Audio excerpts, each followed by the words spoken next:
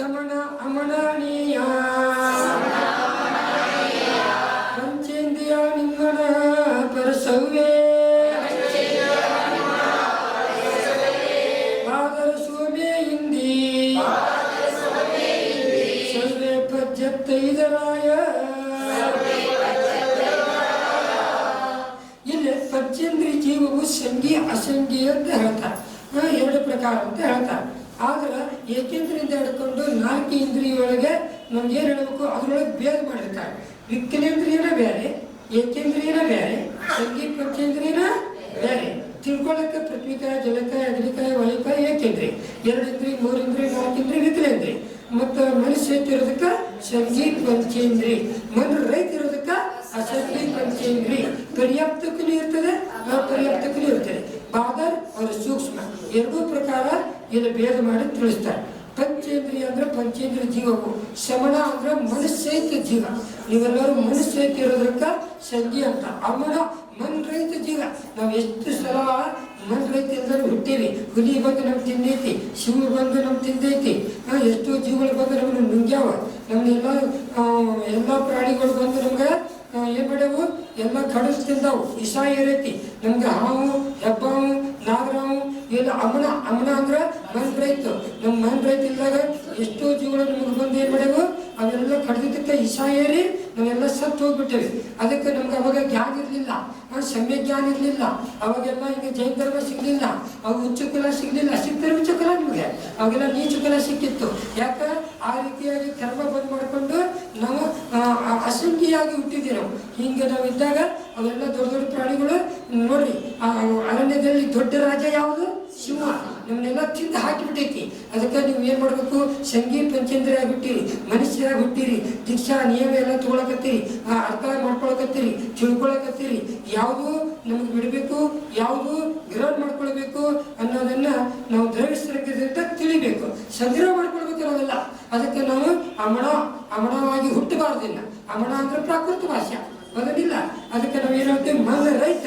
ನೀವೆಲ್ಲರೂ ಮನ್ ರೈತ ಇದ್ದೀರ, ಇವತ್ತು ನಿಮ್ಗೆ ಗತಿ ಯಾವ್ದಾಗ್ತಿತ್ತು ಗೊತ್ತ, ದುರ್ಗತಿ ಆಗ್ತಿತ್ತು, ದುರ್ಮರಣ ಆಗ್ತಿತ್ತು, ನೀವು ಬದುಕೋದೇ ಕಠಿಣ ಇತ್ತು.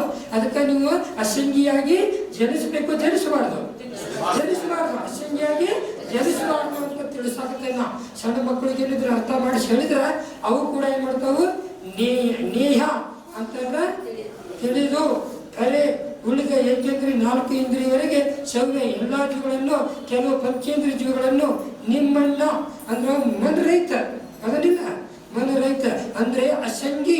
ನೋಡ್ರಿ ಎಂತ ಪುಣ್ಯ ಮಾಡಿ ಬಂದೇವಿ ನಾವೆಲ್ಲರೂ. ಸಂಗಿ ಪಂಚೇಂದ್ರಿಯ ಜನಿಸಿದ್ದಕ್ಕೆ ಇವತ್ತು ಜನ್ಮಾಡಿ ಕೇಳ್ತೀರಿ, ಇವತ್ತು ತೀರ್ಥಂಕರ ದರ್ಶನ ಮಾಡ್ತೀರಿ. 2 ಕಣ್ಣು ಸ್ವಾರ್ಥಕ್ಕಾದು, 2 ಕಿವಿ ನೋಡ ಸ್ವಾರ್ಥಕ್ಕಾದು. ನಿಮ್ಮ ಕೈ ಎಲ್ಲ ಪೂಜೆ ಪುರಸ್ಕಾರ ಮಾಡ್ತೀರಿ, ಸ್ವಾರ್ಥಕ್ಕೆ ನಡ್ಕೊತ ಬರ್ತೀರಿ. ಇಡೀ ದೇಹ ನಿಮ್ದು ಏನಾಯ್ತು, ಸಂಗಿ ಪಂಚೇಂದ್ರಿಯ ಒಳಗ ನೀವೆಲ್ಲರೂ ನಿಮ್ಮನ್ನ ಅಂದ್ರೆ ಮನ ರೈತ ಇರಬಾರ್ದು. ಅದಕ್ಕಾಗಿ ನಾವೆಲ್ಲರೂ ಏನಾಗಿರ್ಬೇಕು, ಸಂಗಿ ಆಗಿ ಜನಿಸ್ಬೇಕು. ಈ ಏಕೇಂದ್ರಿಯ ಬಾದರ್ ಸೂಕ್ಷ್ಮ, ಬಾದರ್ ಸೂಕ್ಷ್ಮ. ಬಾದರ್ ಜೀವಾಗಿನೂ ಹುಟ್ಟಿರಿ, ಸೂಕ್ಷ್ಮ ಜೀವಾಗಿನೂ ಹುಟ್ಟಿರಿ. ಎಷ್ಟೋ ಸೂಕ್ಷ್ಮ ಜೀವಾಗಿಂದ ಕಾಲಿಟ್ಟಾಗ ಸಮೂಹ ಜೀವ ಅನಂತ ಜೀವ ಉತ್ಪನ್ನ ಆಗಿ ಮರಣ ಆಗೈತಿ. ಅದ್ರ ಪ್ರಾಯಶ್ಚಿತ್ತ ಯಾರು ಮಾಡ್ಕೊಳ್ಳೋರು, ನಾವು ಮಾಡ್ಕೋಬೇಕು ಪ್ರಾಯಶ್ಚಿತ್ತನ. ಅಂದಾಗ ನಮಗೆ ಮತ್ತು ಹಳ್ಳಿ ಸಂಗಿ ಪಂಚೇಂದ್ರಿಯ ಬಿಡ್ತೇವೆ. ಸವ್ಯ ಈ ಎಲ್ಲಾ ಜೀವಿಗಳು ಅದನ್ನಿಲ್ಲ. ಪರ್ಯಾಪ್ತ, ಪರ್ಯಾಪ್ತ, ಅಪರ್ಯಾಪ್ತ, ವ್ಯಕ್ತಿ ಪರ್ಯಾಪ್ತ, ನಿರ್ವ್ಯಕ್ತಿ ಅಪರ್ಯಾಪ್ತಕ್ಕೆ ನಾವೆಲ್ಲರೂ ನೋಡ್ರಿ ಸ್ವಲ್ಪ ಕಣ್ಣ ನೀರು ಬರಬೇಕು. ಅಪರ್ಯಾಪ್ತಿಕ ದಶದಲ್ಲಿ ಹುಟ್ಟಿ ಸತ್ತೇವೆ, ಲಬ್ಧಿ ಅಪರ್ಯಾಪ್ತಿಕದಲ್ಲಿ ಹುಟ್ಟಿ ಸತ್ತೇವೆ, ನಿರ್ವರ್ತಿ ಅಪರ್ಯಾಪ್ತಿಕದಲ್ಲಿ ಹುಟ್ಟಿ ಮರಣ ಮಾಡ್ಕೊಂಡೇವಿ. ಇವೆಲ್ಲ ಪರ್ಯಾಪ್ತಿಕಗಳು ನಮಗೆ ಯಾವುದು ಸಾಥ್ ಕೊಟ್ಟಿಲ್ಲ. ಅದು ಪರ್ಯಾಪ್ತಕ್ಕೆ ಸಾಥ್ ಕೊಡ್ತೈತಿ ನಿಮ್ಗೆ. ಪರ್ಯಾಪ್ತಕ್ಕೆ ಅಂದ್ರೆ ಪುಣ್ಯ ಮಾಡ್ಬೇಕು. ಅದಕ್ಕೆ ಪುಣ್ಯ ಮಾಡಿದ್ರೆ ಪರ್ಯಾಪ್ತಕ್ಕೆ ಆಗ್ತೈತಿ, ಪುಣ್ಯ ಮಾಡಲಿಲ್ಲ ಅಂದ್ರೆ ಪರ್ಯಾಪ್ತಕ್ಕೆ ಆಗೋದಿಲ್ಲ. ಪುಣ್ಯ ಮಾಡಿದ್ರೆ ಜೈನ ಧರ್ಮ ಸಿಗ್ತೈತಿ, ಪುಣ್ಯ ಮಾಡಿದ್ರೆ ಹುಚ್ಚು ಕುಲ ಸಿಗ್ತೈತಿ, ಪುಣ್ಯ ಮಾಡಿದ್ರೆ ತೀರ್ಥಂಕರ ಆಗ್ತೈತಿ, ಪುಣ್ಯ ಮಾಡಿದ್ರೆ ನೀ ಏನಾಗ್ಬೋದು, ಒಳ್ಳೆ ಗತಿ ಹೋಗ್ತಿದಿ. ಇಲ್ಲ ಅಂದ್ರೆ ಅಪರ್ಯಾಪ್ತ ಅವಸ್ಥೆದೊಳಗೆ ಹುಟ್ಟು ಸಾವು, ಏನೂ ಪ್ರಯೋಜನ ಇಲ್ಲ.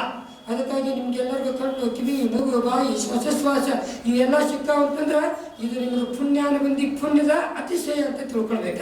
ಅದಕ್ಕೆ ಇಲ್ಲಿ ಏನು ಹೇಳ್ತಾರೋ, ಪರ್ಯಂತಃ ಮತ್ತು ಇದರ ಅಪರ್ಯಾಪ್ತ ಭೇದದಿಂದ 2 ಪ್ರಕಾರವಾಗಿದೆ. ಅದಕ್ಕಾಗಿ ನಾವು ಇದನ್ನು ಚೆನ್ನಾಗಿ ತಿಳ್ಕೊಳ್ಬೇಕು. ಸಂಗಿ ಅಸಂಗಿ ನೋಡ್ರಿ, ಹಿತ ಇಲ್ಲ, ಅಹಿತ ಇಲ್ಲ, ಅದಕ್ಕೆ ವಿಚಾರ ಶಕ್ತಿ ಇರೋದಿಲ್ಲ, ಅದು ಮಂದ ಬುದ್ಧಿ ಇರ್ತದೆ, ಹೊಡೆಯೋದು ಬಡಿಯೋದು ಮಾಡ್ತಾರೆ, ಅದಕ್ಕೆ ತಿರಸ್ಕಾರ ಮಾಡ್ತಾರೋ. ಯಾಕೆ ಹುಟ್ಟಿತ್ತು, ಏನು ಮಂದಿ ಎಷ್ಟು ವರ್ಷ ಆಯ್ತು, 10 ವರ್ಷ ಆಯ್ತು, ಇದನ್ನು ಜಪಾನ ಮಾಡೋಕ್ಕಾಗಲ್ಲ, ಹಂಗೂ ನಾವು ಆಗಿ ಬಂದಿವಿ. ಅದಕ್ಕಾಗಿ ಅದರಿಂದ ನಮ್ಮ ಕೈಯಿಂದ ಏನಾದ್ರು ಮರಣ ಆಯ್ತಂದ್ರೆ ನಾವು ಹಂಗಾಗಿ ಹುಟ್ಟಬೇಕಾಗ್ತೈತಿ. ಜಯದವನ ಮಾಧವನ ಹೇಳ್ಯಾರ, ನಮ್ಮ ಕ್ರಿಯಾರೂಪದಾಗಿ ಹುಟ್ಟಬೇಕಾಗ್ತೈತಿ. ಅದಕ್ಕಾಗಿ ನಾವೇನ್ ಮಾಡ್ಬೇಕು, ಅಸಂಗಿಯಾಗಿ ಹುಟ್ಟಬಾರದು. ಹುಟ್ಟಿದ್ರು ಕೂಡ ನಾವು ಅದರ ತಿಳುವಳಿಕೆ ಇರೋದಿಲ್ಲ. ಅಸಂಗಿ ಪಂಚೇಂದ್ರನ ಬೇರೆ, ಸಂಗಿ ಪಂಚೇಂದ್ರನ ಬೇರೆ. ಮನುಷ್ಯರೆಲ್ಲ ಹುಟ್ಟೋದು ಸಂಗಿ ಪಂಚೇಂದ್ರಿಗೆ, ಭವ್ಯ ಜೀವಗಳು ನೀವೆಲ್ಲ ಸಂಗಿ ಪಂಚೇಂದ್ರಿಯಾಗಿ ಹುಟ್ಟಬೇಕು. ಇನ್ನು ಸಂಗಿ ಪಂಚೇಂದ್ರಗಳು ಗ್ರಹಣ ಮಾಡ್ಕೊಂತಾರೋ ಅವರಿಗೆ ಎಲ್ಲ ತಿಳುವಳಿಕೆ ಇರ್ತದೆ. ಅವ್ರಿಗೆ ಪ್ರವಚನಾದಿ ಮಾತೃಕ ತಿಳಿತೈತಿ. ನಿಮ್ಗೆ ತೀರ್ಗುತ್ತಿ ಅಂದ್ರೆ ಏನು ತಿಳಿತೈತಿ, 5 ಸಮಿತಿ ಅಂದ್ರೆ ತಿಳಿತೈತಿ. ನಿಮ್ಗೆಲ್ಲ ಅರ್ಥ ಆಗ್ತೈತಿಲ್ಲ, ನಿಮ್ಗೆಲ್ಲ ಅರ್ಥ ಆಗೋದಕ್ಕೆ ಹೇಳ್ತಾರೆ ಸಂಗಿ ಪಂಚೇಂದ್ರಿ ಅಂತ ಹೇಳ್ತಾರೆ. ಅಕಸ್ಮಾತ್ ಸಂಗಿ ಪಂಚೇಂದ್ರಾಗಿ ಜನ್ಮ ಆಗಲಿಲ್ಲ ಅಂದಿದ್ರ ಏನಾಗ್ತಿತ್ತು, ಮೋಕ್ಷವೇ ಸಿಗೋದಿಲ್ಲ ನಿನಗೆ.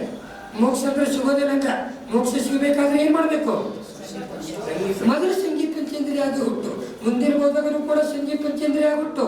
ಸುಮ್ಮನೆ ಹಂಗ ನಾವು ಅರ್ಥ ಇತ್ತಾಗ ತಿರುಗಾಡಿ ಮರಣ ಮಾಡ್ಕೊಂಡು ಅಂದ್ರೆ ಏನೂ ಪ್ರಯೋಜನ ಇಲ್ಲ. ಅದಕ್ಕೆ ಹೇಳ್ತಾರೆ, ಕೇವಲ ಪಂಚೇಂದ್ರಿಯ ಜೀವಗಳಿಗೆ ಹೃದಯ ಸ್ಥಾನದೊಳಗೆ ಅಷ್ಟಾದಳದ ಕಮಲಕಾರದ ಒಂದು ಮಾಸಕಾಂಡ ಇರುವುದು. ಅದಕ್ಕೆ ದ್ರವ್ಯ ಮನಸ್ಸವೆಂದು ಹೆಸರು ಇಲ್ಲಿ ಇರ್ತದೆ ನೋಡಿ. ತೀರ್ಥಂಕರರಿಗೆ ದ್ರವ್ಯ ಮನಸ್ಸು ಅಂತ ಹೇಳ್ತಾರೆ.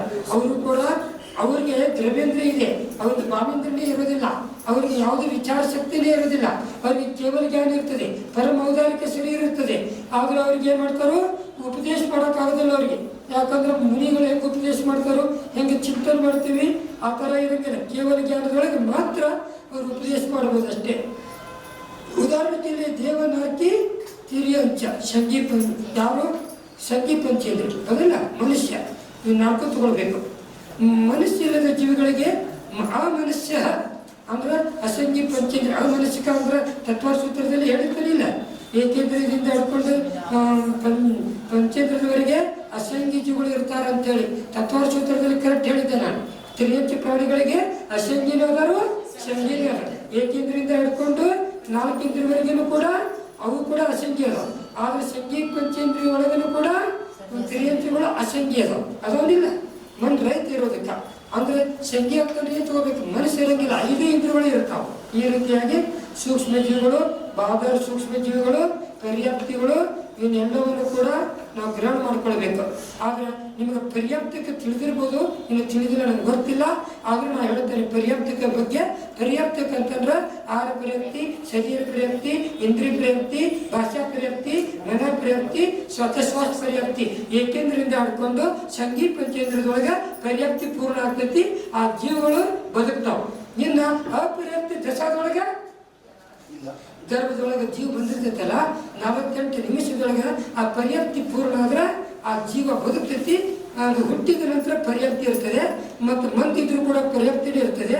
ಹೀಗಾಗಿ ಅಪರ್ಯಾಪ್ತಿ ದಶದೊಳಗೆ ಯಾವ ಜೀವಗಳು ಬದುಕಕ್ಕಾಗೋದಿಲ್ಲ, ಮರಣ ಆಗ್ಬಿಡ್ತಾವ ಅಪರ್ಯಾಪ್ತಿ ಅವಸ್ಥೆದೊಳಗೆ. ಅದಕ್ಕಾಗಿ ನೀವೆಲ್ಲರೂ ಪರ್ಯಾಪ್ತಿಕದ್ರೆ ಅಪರ್ಯಾಪ್ತಿಕದ್ರೆ, ನೀವು ದುಡ್ರಿದ್ರ ಪರ್ಯಾಪ್ತಿಕ, ಆಮೇಲೆ ಮೂಗ್ರಿದ್ರ ಪರ್ಯಾಪ್ತಿಕರ, ಕಿವಿ ಕೇಳಲಿಕ್ರ ನೀವು ಇಂದ್ರಿಯ ವಿಷಯಕ್ಕೆ ಹೋದಾಗ ಅಲ್ಲಿ ಅಪರ್ಯಾಪ್ತಿ ಅಂತ ತಿಳ್ಕೊತೀರ. ಹಂಗಿಲ್ಲ, ರಚನಾ ಪೂರ್ಣ ಆದ್ರೆ ಮುಗಿತಾರೆ. ನೀವೆಲ್ಲರೂ ಹೆಂಗದಿರಿ, ಮನ್ಯಾಗ ಈಗ ಜಿಗಿಟ್ ಮಾಡ್ತೀವಿ, ಆ ಹಿಟ್ಟು ಇರ್ತೈತಿ. ಆ ಹಿಟ್ಟನ್ನು ತಗೊಂಡಾಗ ನಾವು ಎಲ್ಲ ಅದನ್ನು ರಚನೆ ಮಾಡ್ತಿರ್ತೀವಿ, ಕಣ್ಣು ಕಿವಿ ಮೂಗು, ಅದನ್ನಿಲ್ಲ ಅದಕ್ಕಂತ ಅದು ಪೂರ್ಣ ಆಯ್ತಂದ್ರೆ ಅದಕ್ಕೆ ಪರ್ಯಾಪ್ತಿ ಅಂತ ಹೇಳ್ತಾರೆ. ತಿಳ್ತಾನಿಲ್ಲ, ಬಸವಣ್ಣನ ಮಾಡ್ತಿರಲಿಲ್ಲ, ಮತ್ತು ಏನೇನೇನೇನು ಎಮ್ಮೆ ಆಕಳ ಎತ್ತು ಹಿಂಗೆಲ್ಲ ಮಾಡ್ತಿರಲಿಲ್ಲ. ಮನುಷ್ಯನ ತಯಾರು ಮಾಡ್ತಾರಲಿಲ್ಲ, ಮಣ್ಣು ತಗೊಂಡು ಅದ್ರೊಳಗೆಲ್ಲ ರಚನೆ ಮಾಡ್ತಿರಲಿಲ್ಲ. ಅದ್ರೊಳಗೆ ಅದೆಲ್ಲ ಪೂರ್ಣ ಆದಾಗ ಏನಂತೀರಿ, ಚಂದ ಕಾಣ್ತಿತ್ತು ನೋಡೆ, ಆಕೃತಿ ಚೆನ್ನಾಗಿದೆ ನೋಡೆ, ಭಾಳ ಸುಂದರವಾಗಿ ಕಾಣ್ತಿತ್ತು ನೋಡೆ, ಮನೋಜ್ಞವಾಗಿದೆ ನೋಡೆ, ಅತಿ ಸುಂದರವಾಗಿದೆ ನೋಡೆ, ಯಾರು ಚೆನ್ನಾಗಿ ಮಾಡ್ಯಾರ ನೋಡಿ, ಎಷ್ಟು ಚೆನ್ನಾಗಿ ಕಾಣ್ತೈತಿ ಈಗ ಅಂತಿರಲಿಲ್ಲ. ಕುದುಗಲಕ್ಕೂ ಚೆನ್ನಾಗಿ ಅಂತ ಹೇಳ್ತೀರಿ, ಚೇತನಕ್ಕೂ ಕೂಡ ಚೆನ್ನಾಗಿದೆ, ಅಚೇತನ ಕೂಡ ಚೆನ್ನಾಗಿ ಕಾಣ್ತೈತಿ, ಚೇತನನು ಕೂಡ ಚೆನ್ನಾಗಿ ಕಾಣ್ತದೆ ಅನ್ನುವಂಥ ಮಾತು ಹೇಳ್ತಿರಲ್ಲ. ಇದು 6 ಪರ್ಯಾಪ್ತಿಗಳ ಬಗ್ಗೆ ತಿಳಿಸಿ ಹೇಳ್ತಾರೆ. ಅರ್ಥಾತ್ ಶರೀರ ಪರ್ಯಾಪ್ತಿ ಅಂದ್ರೆ ಏನು, ಶರೀರ ಪರ್ಯಾಪ್ತಿ ಪೂರ್ಣ ಆಗೋದಕ್ಕೆ ಶರೀರ ಪರ್ಯಾಪ್ತಿ, ಇಂದ್ರಿಯ ಪರ್ಯಾಪ್ತಿ ಪೂರ್ಣ ಆಗೋದಕ್ಕೆ ಇಂದ್ರಿಯ ಪರ್ಯಾಪ್ತಿ, ಶ್ವಾಸೋಚ್ಛ್ವಾಸ ಪೂರ್ಣ ಆಗೋದಕ್ಕೆ ಉತ್ತೇಜನ ಬರಬೇಕು, ಉಸಿರಾಟ ಬರಬೇಕು, ಅಂದ್ರೆ ಮಾತಾಡಕ್ ಬರಬೇಕು, ಪುದ್ಗಳು ಗಿರಣಗಳು ಗಿರಣ ಆಗ್ಬೇಕು, ಅದಕ್ಕಂತಾರು ಶ್ವಾಸೋಚ್ಛ್ವಾಸ ಪರ್ಯಾಪ್ತಿ. ನಿನ್ನ ಭಾಷಾ ಪರೀಕ್ಷೆ ಅಂದ್ರೆ ಮಾತನಾಡಕ್ಕೆ ಚೆನ್ನಾಗಿ ಬರಬೇಕು. ತೊದಲರ ಮಾತಾಡು, ಹೆಂಗರ ಮಾತಾಡು, ಒಟ್ಟು ಮಾತನಾಡ್ಬೇಕ. ಮೂಕಿರಬಾರ್ದು. ಮೂಕಿದ್ರೆ ಪರವಾಗಿಲ್ಲ, ಆದ್ರೂ ಕೂಡ ಭಾಷಾ ಪರ್ಯಾಪ್ತಿ. ಮೂಕರು ಕೂಡ ತಿಳುವಳಿಕೆ ಇರ್ತೈತಿ. ಮೂಕರಿಗೆ ನೀವು ಏನು ಕೊಟ್ಟರು ಗೊತ್ತಾಗ್ತೈತೆ, ಹೌದಿಲ್ಲ? ಅವ್ರು ಮದುವೆ ಮಾಡ್ಕೊಂತಾರೆ, ಅವ್ರಿಗೆ ಮಕ್ಕಳು ಇರ್ತಾವ, ಅವರು ಕೂಡ ಅವ್ರು ಮುಗಿಸಕ್ಕೆ ಹೋಗ್ತಾರಲ್ಲ, ಮೂಕರು ಮುಗಿಸಕ್ಕೆ ಹೋಗ್ತಾರೆ. ಯಾರು ಹೇಳಿದ್ರು ಮುಗಿಸಕ್ಕೆ ಅವ್ರು ಮೂಕರಲ್ಲ, ಅವರು ಚಕ್ರವರ್ತಿ ಮೂಕರಲ್ಲ. ನಿಮ್ಗೆ ನೋಡಿ ಸಂಸಾರ ಭಯಪಟ್ಟು ಮುಗಿಸಕ್ಕೆ ಹೋಗ್ಯಾರ. ಸಂಸಾರ ಬ್ಯಾಡ ಅಂತೇಳಿ ಹೋಗ್ಯಾರ ಅವರು. ತದ್ಭವ ಮೋಕ್ಷಗಾಮಿ ಚಕ್ರವರ್ತಿ ಮಕ್ಕಳು ಎಲ್ಲರೂ ಮೂಕರಲ್ಲ. ಅವ್ರು ಎಲ್ಲರಿಗೂ ಅವ್ರ ಮಕ್ಕಳು ಒಬ್ರು ಮೂಕರಿಗೂ ಆಗಿ ಹುಟ್ಟಿಲ್ಲ. ಮತ್ತೆ ಹಿಂಗೆ ಹೇಳಿರಿ, ಅವರೆಲ್ಲ ಮಕ್ಕಳು ಮೂಕ ಅಂತ ಹೇಳ್ಕೊತ ಹೋದ್ರಿ. ಅವ್ರ ಮನೆಗೆ ಯಾರು ಮುಕ್ಕರು, ಸೊಟ್ಟರು, ಕುಂಟ್ರು, ಕುಟ್ರು, ಅವ್ರ ಮನೆಗೆ ಯಾರು ಹುಟ್ಟಿಲ್ಲ. ಅವ್ರ ಮನೆಯೊಳಗೆ ಎಲ್ಲರೂ ತೀರ್ಥಂಕರ ಮನೆಯೊಳಗೆ ಎಲ್ಲರೂ ಮೋಕ್ಷಗಾಮಿ, ತದ್ಭವ ಮೋಕ್ಷಗಾಮಿ, ಚರ್ಮ ಶರೀರ ಅದಾರ ಅವರು. ಅಂಥವ್ರ ಮನೆಗೆ ನೀವು ಹುಟ್ಟ್ರಿ, ಮುಖರಾಗ ಹುಟ್ಟಂಗಿಲ್ಲ. ನೀವು ಹುಟ್ಟಬೇಕು. ತೀರ್ಥಂಕರ ಮನೆಯೊಳಗೆ ಹುಡ್ತಿರಲಿಲ್ಲ.